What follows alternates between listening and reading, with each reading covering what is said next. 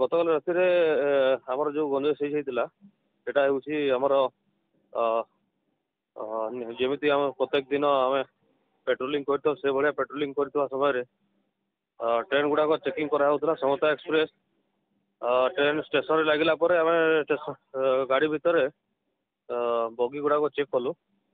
general କୋଚ୍ରେ checking କଲା ବେଳକୁ seat number 7 ତଳେ ତିନି ଗୋଟି ବେଗ୍ ଥିଲା ଯେଉଁ ବେଗ୍ ଗୁଡ଼ାକ ସନ୍ଦେହ ଭାବରେ ରଖା ହେଇଥିଲା ତଳେ ତ ତାକୁ ଦେଖିବାରୁ ବାହାରୁ ଆମେ ଦେଖିବାରୁ ତାକୁ ଚେକ୍ କରି ଭେରିଫାଏ କରିବାରୁ ଏଥିରୁ ଗଞ୍ଜେଇ ପକେଟ୍ ଗୁଡ଼ାକ ଥିଲା ଭିତରେ ତେଣୁ ଆମେ ଉପରିସ୍ଥ ଅଫିସରକୁ ସୂଚନା ଦେଇ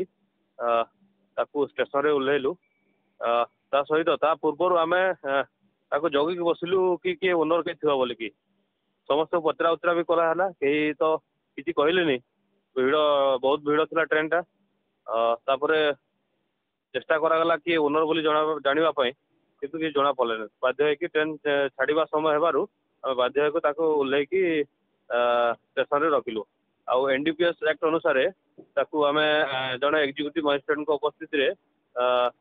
ଆଜ୍ ପର୍ ପ୍ରୋସିଜିଓର ତାକୁ ସିଜର କରାହେଲା ଯେଉଁଟାକି ଆମର 8 କିଲୋ 785 ଗ୍ରାମ ଓଜନର ଗଞ୍ଜେଇ ସେ 3 ବ୍ୟାଗ୍ରୁ ବାହାରିଲା ତାହାକୁ କୌଣସି ଅଜଣା ଲୋକ ଲୁଚେଇକି ନେଉଥିବାର ଆମର ସନ୍ଦେହ ଅଛି